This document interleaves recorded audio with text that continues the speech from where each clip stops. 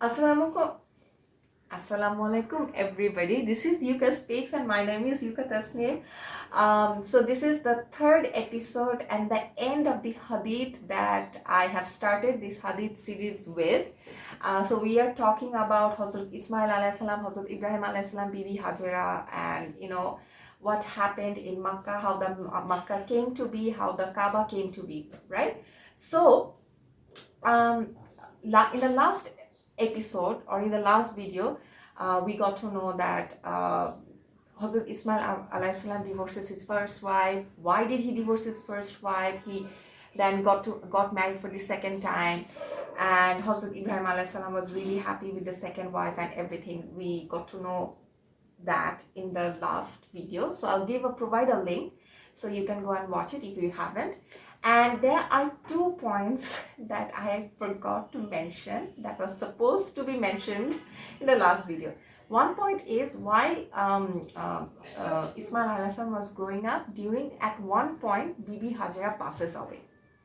Okay, Bibi Hajara passes away. That's number one. And the second point was when the Zamzam water was established onto the earth, okay, and Bibi Hajara had full control over the Zamzam water, like it belongs to Bibi Hajara and everything.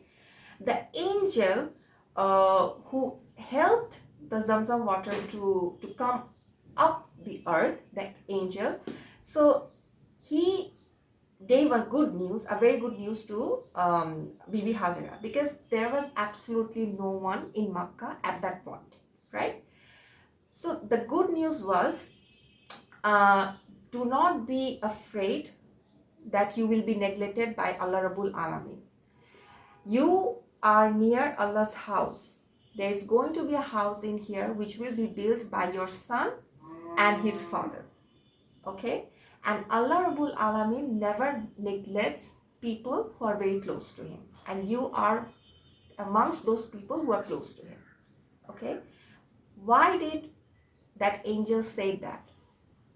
Because Bibi Hajara had tawakkul on Allah Rabbul Alameen. So as a good news, Allah sent this message through his angel to Bibi Hajara. Remember when Hazrat Ibrahim alayhi salam was going away, Bibi Hajara asked that, did Allah Rabbul Alameen order you to keep us here, to leave us here? And Ibrahim alayhi salam said yes. Then Bibi Hajara said this one sentence, that you may go, do not worry about us. Allah Rabbul Alameen never neglects people who are close to him. He will never he will never make us go astray. Like, he will always take care of us. So that is the amount of tawakkul or the level of tawakkul Bibi Hajara had on Allah Rabbul Alameen. Just imagine, someone left you in a desert. There is no one, there is no animals, there is no water, nothing, not even a single house.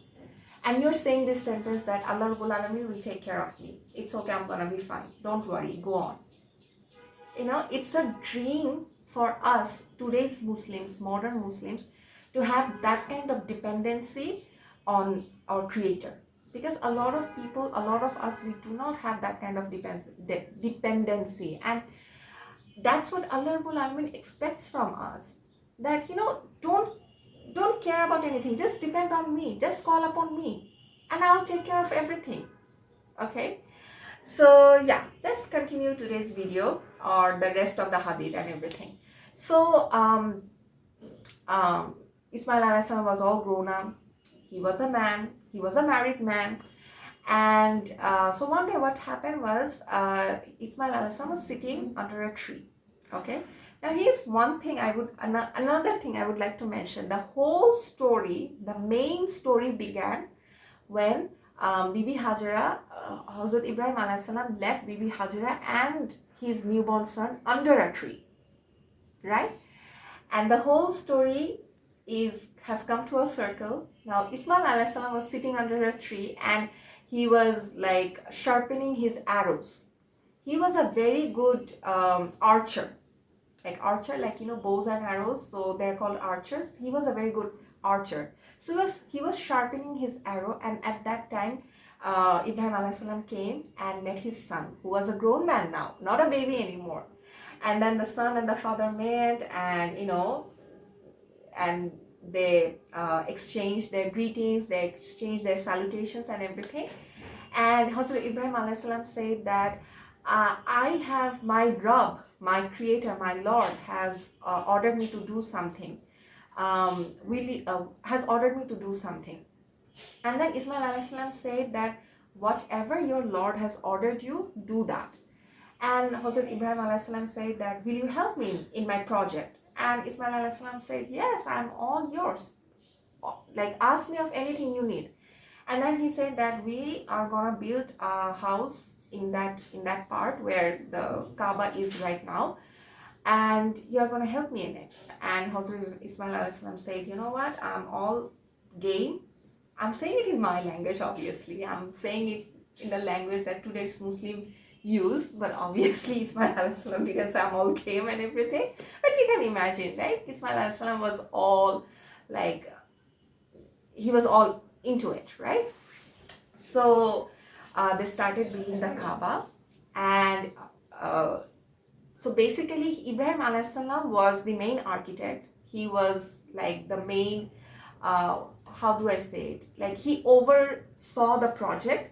And Ismail alayhi salam was he would collect the raw materials like the bricks and whatever it was required to build the Kaaba. He would source all the materials and he would bring them to Hazrat Ibrahim alayhi salam, and Ibrahim alayhi salam oversaw the project, oversaw the building. He put together the materials and everything. So that was it. So it was just the two of them and no one else. And they were it's not mentioned how many days it took to build the Kaaba, but they started to build this Kaaba. It was, as we know, it's like a square and everything. So when the Kaaba started to gain its height, so how do they climb up? Because now in today's modern construction there are a lot of machineries that is used, when a building starts to gain height and everything. But back then there was nothing like that. So what Ismail alayhi salam did, he brought a rock. Okay, sorry, not brought, he bought a rock. Sorry, it's brought. My brain is hanging, I'm so sorry. So he brought a rock, and this rock is called Makame Ibrahim, and it still exists near the Kaaba. As people who have performed Umrah or Hajj, you know that after making tawaf around the Kaaba, you go to Makame Ibrahim and you offer 2 rakat salah, right? So there's this place where that rock is placed, and that rock still contains the how do I say, the signs of Hazrat Ibrahim's feet, like it's still there. So what the rock would do, and it is all by the grace of Allah Rabbul Alameen, that whenever Hazrat Ibrahim alayhi salam needed to go up, it would go up, and when he needed to go down to foresee the project and everything, the rock would come down. So so that rock was placed under his feet, and it would go up and down, and that was the function of that rock. So they both, the father and the son, they both completed the project. And when they were completing a project, they were making dua to Allah Rabbul Alameen. And this is the dua, it's being mentioned in Quran. Okay, so this dua is mentioned in Quran in Surah Al-Baqarah, ayat number 127. The dua is, O our Lord, accept this service from us. Verily, you are all hearing and all knowing.